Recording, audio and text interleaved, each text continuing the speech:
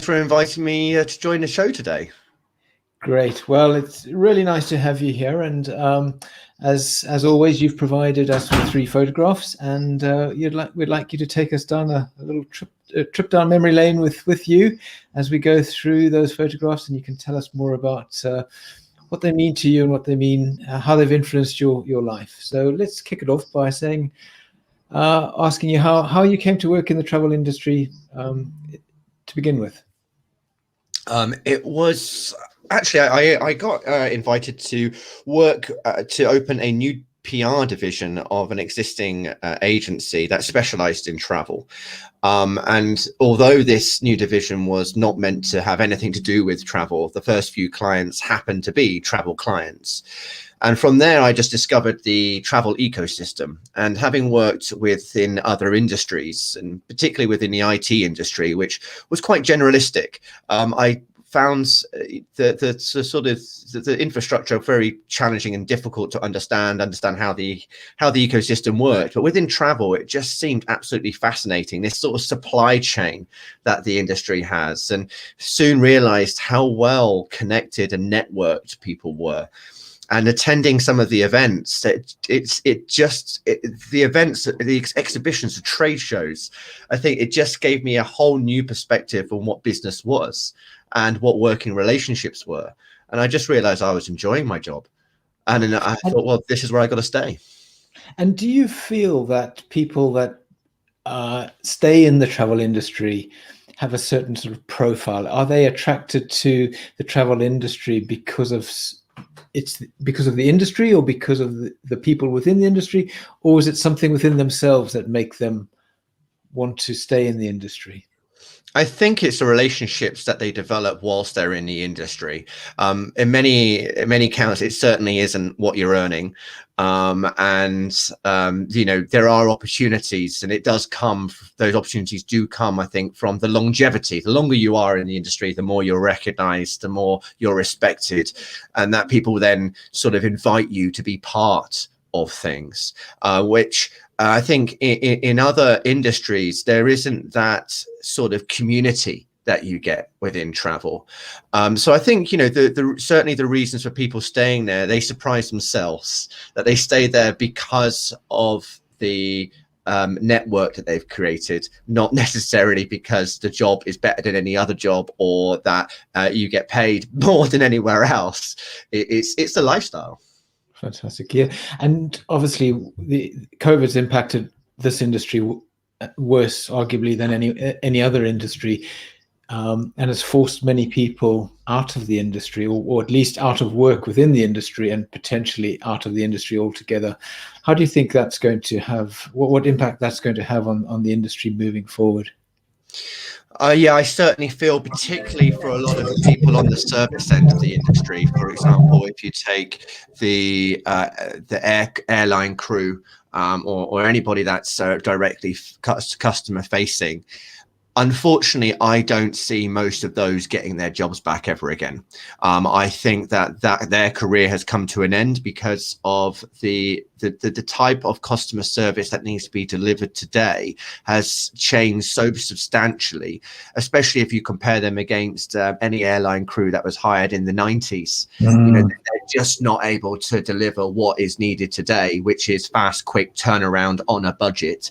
And it's not giving that direct, personalized, customized, tailored service. And whilst the industry is calling out for that, or whilst consumers are calling out for that, they're happy if it's dealt with digitally, not necessarily with the human touch. And so I think there is going to be a vast number of the industry that are never going to return. And I think roles are going to change so much. And anybody who may have originally had, you can't have all this going off, when you're no, no one ever calls me. My kids and wife never come into the room to ask me how I'm doing.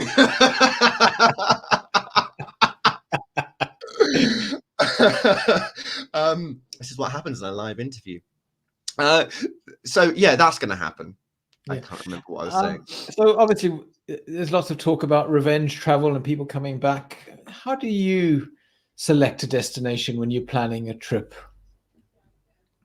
To be honest, Michael, this has all changed for me in the last few years. And I already set my sights. I lived in Brazil for a couple of years and came back in 2017. And while that is quite a few years ago now, I always had the intention that I would, buy myself a house, which I'm going through right now, get myself a van, a camper van, that is, and go out and discover Europe. And Eastern Europe. I did South America. I've done parts of Asia. I've spent quite a bit of time visiting quite a number of places within the US. And I just thought, well, it'd be nice to discover a bit more of my backyard. And what really inspired me was Michael Palin's New Europe. If you haven't read that book and you haven't seen that TV series, like any other Michael Palin travel guides or travel series, it was fascinating to see what's on our doorstep. And having Europe grown and expanded so much, even since I was an infant, it's certainly what I want to explore more. Even though we are no longer part of Europe, but that's where I want to be. And I think, the decisions in the past are definitely different now. Maybe it's because of I've matured. I've got a different outlook, different perspective. But I tend to want to feel the real culture, the real people. I'm not a huge fan on the big capital cities. I don't feel you get a proper taste of people. You get an idea of arts and entertainment, but maybe not people. And I really like trying to discover what people in the region or in the country are doing. Great, yeah. So tell me about your first photograph. Is you as a baby? Are you the baby in the photograph, or the chap in the hat? No, yeah. So this photo was actually taken at home when I was about 3 or 4 years old. That's my brother in the baby cot, and I'm wearing, as you can see, a big Spanish hat or Mexican hat that my nan had got brought back from Mexico, and we were just preparing to go on our first holiday that I remember, which was to the old Yugoslavia. Oh, wow. And I remember my mum telling me about this hat, and at the time, I was incredibly inspired. I've asked my mum about this hat since, and she can't remember it. And she obviously never went to Mexico. I even asked my nan about her trip to Mexico, and she was one of these people, she still is, so has been one of these people who would book a resort and just spend their 2 weeks on the resort.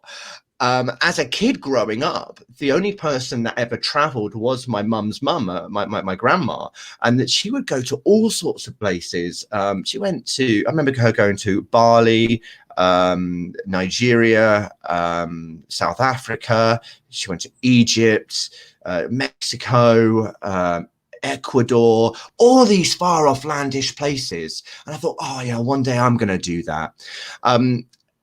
Although, as I say, since, and I when I was visiting her last summer, I was asking her about her trips.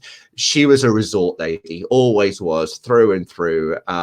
Barely would they actually leave the resort to discover the rest of the island or the rest of the region that they were visiting, which for me, I find incredibly disappointing, because I've always been a backpacker. I've always packed my back, and I've taken the local transport, the coach, the trains.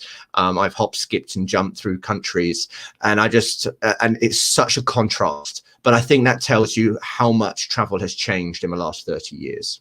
Yeah, and do you see that your inspiration for traveling, as you said, to really understanding the culture and getting involved and meeting the people that the coach loads aren't going to meet, is that in your DNA, and that's the way that you're going to continue to travel, all into your twilight years? Don't get me wrong. I do package holidays. I mean, the last package holiday I did was a week in Gran Canaria over Christmas. It's dirt cheap. It's all done for you. You can just go out and relax and take it easy. But I will definitely always be someone who will want to work and organize my own trips. It's just the nature of who I am. I prefer it to be wrapped around me rather than an itinerary where half of it I have no interest in. I think the biggest trip I did was with Go Adventures when I went to Vietnam, and I did this cycle trip. And I was really excited about it. And I got there, and I was 32 at the time. And I think the average age of the people that I was with was about 55. 55 isn't old, but when you're 32, the speed of cycling is really quite different. And I was expecting it to be much more of an adventure holiday. So it has made me question sort of what I read when I'm buying travel, and especially packages. And whilst there's security in packages, you don't necessarily get that tailored experience, which I like the spontaneity of it all.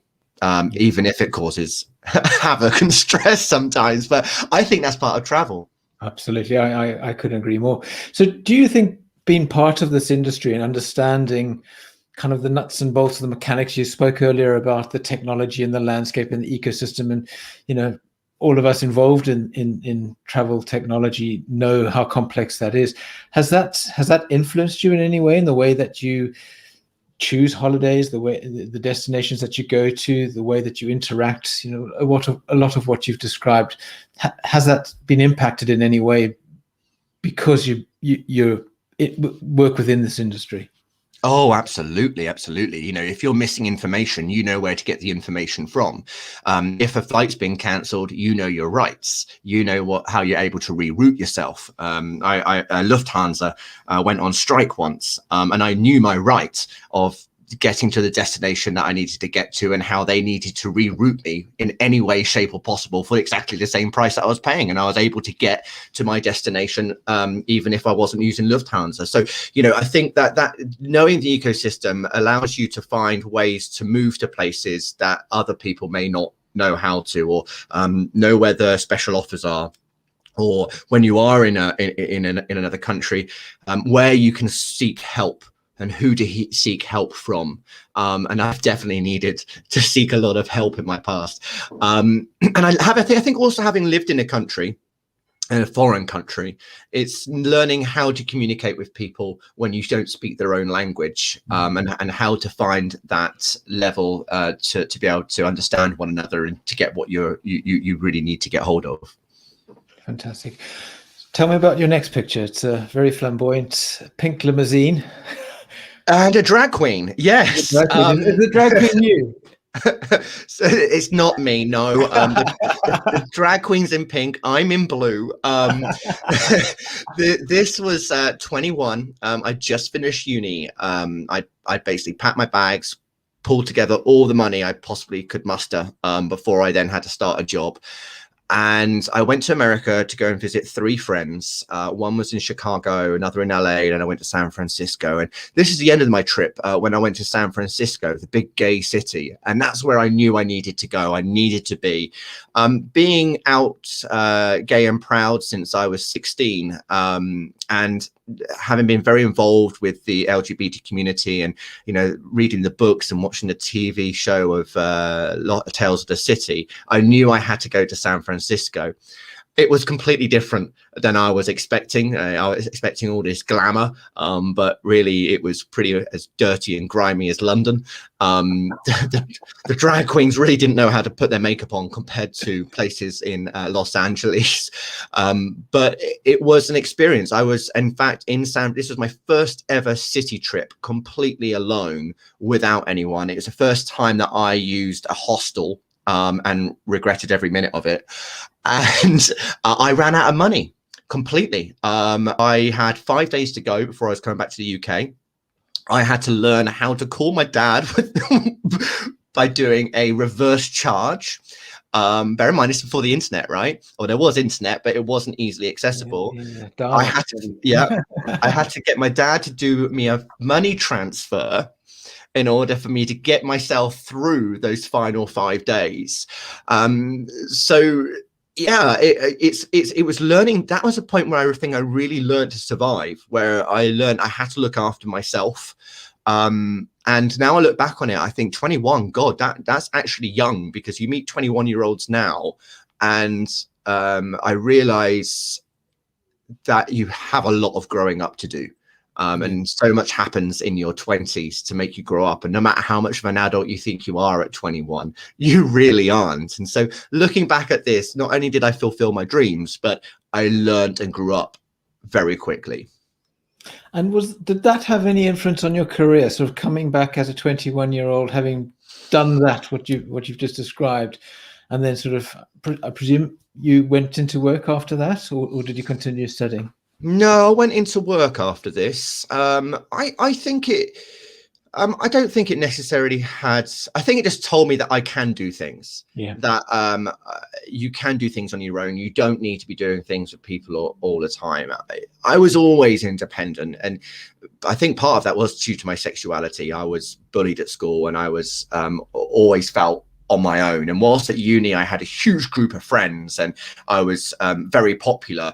I hadn't quite got used to this idea of being part of a group. I always felt that I was on the sidelines or whatever. So going on this trip just gave me something special for me, that I could then share these stories with the people that I knew. And I think it was more of a confidence thing, self-confidence, realizing that you can do things yourself and on your own and the way that you want to do things.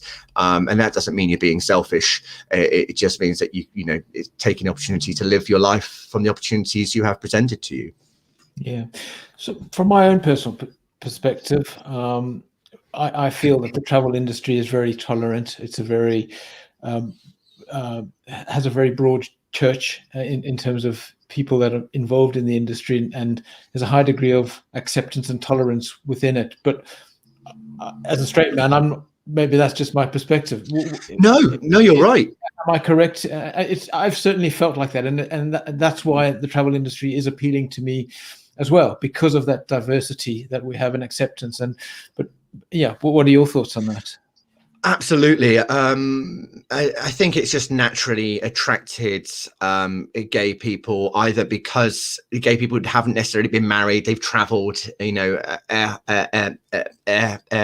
hosts, airline crew, you know, potentially being away for weeks or days at a time.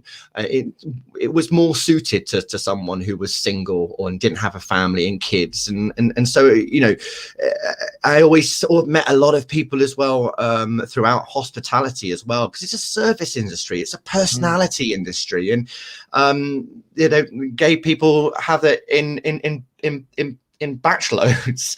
I also during the late noughties worked on a gay travel site called Gaypedia, and in association, and also worked with the International Gay and Lesbian Travel Association, the IGLTA, and got to know a lot of the gay travel people around the world, the professionals. And it was fascinating to see how much they were driving change, not just in their own countries, but really communicating that change to other communities and to other countries. And it just allowed us to, you know, put that rainbow on the map and to bring greater equality, greater diversity around the world. And without the travel industry putting that effort and to capture the interest of LGBT people, would we not then have the publicity and promotion around LGBT and inclusivity and diversity? So I think travel has done a hell of a lot for equality and trying to push that out there, because you know, it's well promoted, and unfortunately, I think right now that market is going to struggle. There isn't the money for it. You're not going to see the money invested in niche groups, niche audiences. It's going to become a lot more generalized. And whilst as an industry, we're trying to push businesses, companies more towards personalization, and really targeting the customer to their own preferences and interests, unfortunately, the money probably just isn't there just yet. And I think you are going to see, you know, a reversal in some ways of this, because you're going to have to homogenize things a little bit more. But yeah, it's you know, I've never felt gay in the travel industry. I've just felt me. And Yeah, a person within the industry, just another team member, just another person doing a valuable job. Yeah. Yeah, Yes. whereas I've worked in the tech industry, and you definitely feel the 2.4 children around you. You feel the families, you feel the dads, and you don't feel like you're part of that. And I found that incredibly uncomfortable. So it is a very different sector, and obviously every sector behaves differently. Everyone's got their own different personality types, and it attracts different types of people. And to say, I think travel is wide and diverse, and both for skills and opportunities, but also personalities and perspectives. Yeah, yeah. So what's your proudest moment in your career? Oh dear me. Proudest moment of my career. Really should have thought about these questions before I came on. I actually, I think it's even now, right now. No matter how difficult the situation is right now, I'm doing things that I'm terrified of. I'm facing my biggest fears of setting up my own business during a pandemic. Well, obviously I set it up just before the pandemic, but having to worry about staff, having to worry about ensuring clients continue and are successful, putting myself out there, having set up a podcast recently was really putting myself on a pedestal, which I was really worried about. Even though I've done broadcasting for years, it was one of the things that I was most terrified of, because I felt that I had to prove myself in some way. And I did. It was to myself. And I think that the more you put yourself out of the comfort zone, then the more you learn and the more you experience life. And whilst I've certainly achieved some great things in the past, I think just being able to keep things going the way I am at the moment, and doing it because I want to do it, not because I have to do it, sort of makes a big difference as well. Yeah, great. Well, we're getting near to the end of the interview, Ryan, and we've still got one more picture to go through. So let's tell us about that one. I'm presuming this one was taken in India somewhere. Yes, that's not me. This is a picture taken on the oh dear me, the river Ganges. Ganges, thank you very much. When I was in Varanasi, it was about 7:30 in the morning. We jumped on the boat about 5:30, just as the sun was rising, and we took a trip up the river. And people had come down, just woken up, and they were having their baths and their showers, and they were cleaning their teeth. And I was just amazed to see how everybody congregated in one place.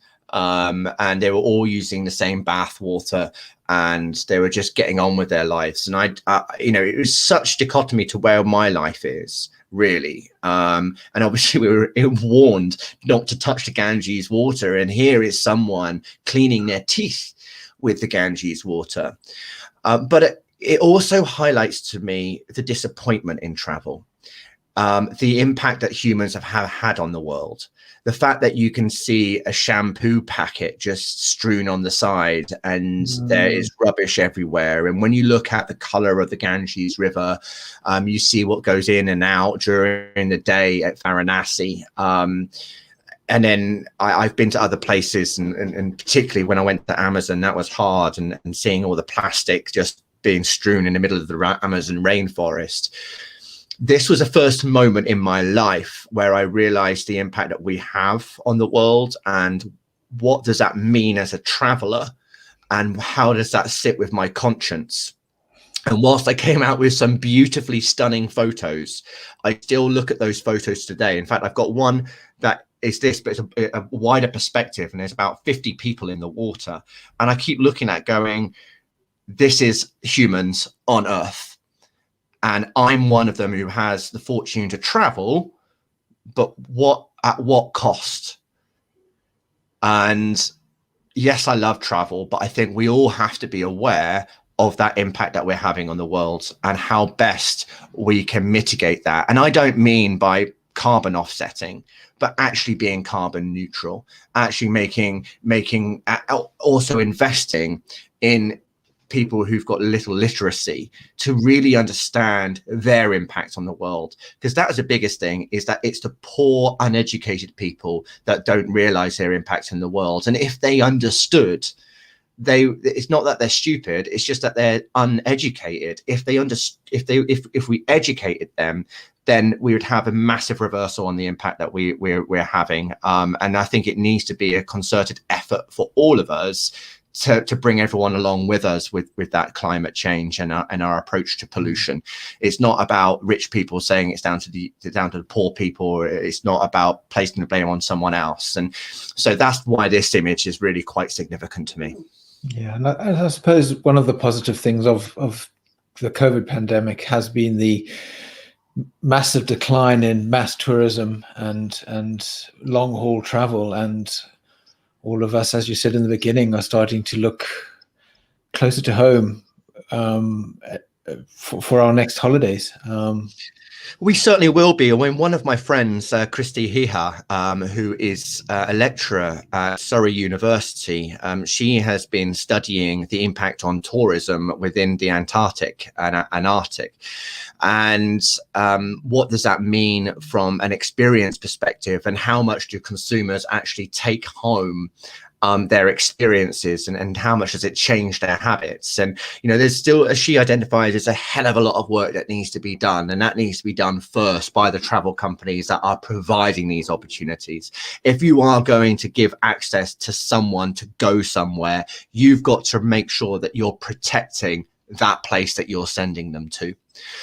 Without which we're just going to continue to spiral out. So I hope there's become some more corporate social responsibility from the travel companies.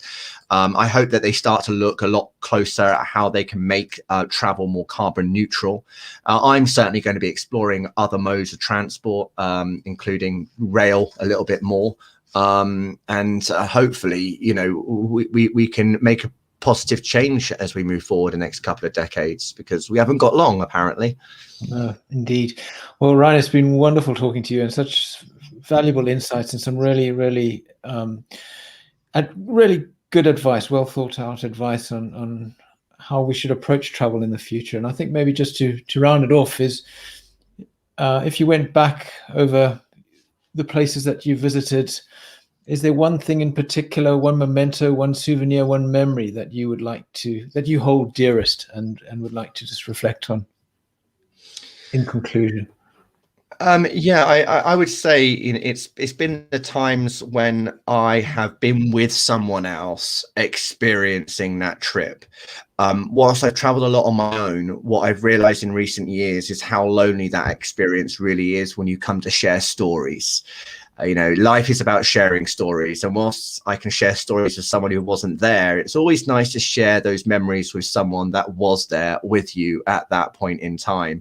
And so I think one of my favorites was a big family ski holiday that we made to Andorra. And whilst there was very little snow and it was our first time on the slopes, it was just that moment of all of us doing this thing for the first time together and as a family, and we were adults, so we had that different perspective on things. And since then we've done 3 or 4 other family trips, and it's become something that we do regularly. So yeah, that's the thing that I hold close, is memories with people that I share my life with, and hopefully we'll get much more of those sooner rather than later, right? Absolutely. Great. Well, thank you very much, Ryan. And thank you very much for sharing your photographs and memories. Wonderful. Thank you very much for inviting me, Michael. My pleasure. Keep up. Bye-bye. That was good. I enjoyed that.